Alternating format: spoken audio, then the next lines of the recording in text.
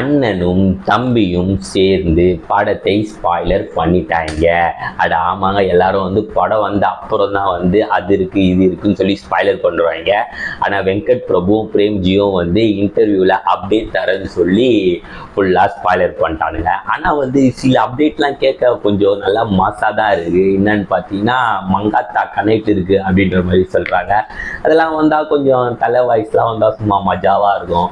அது இல்லாமல் நம்ம தளபதியோட கார்ல வந்து நம்பர் பிளேட்ல சிஎம் 2026 இருக்குன்ற மாதிரி சொல்றாங்க. அதெல்லாம் அப்படியே யோயோ நாயிடும் பயங்கரமா.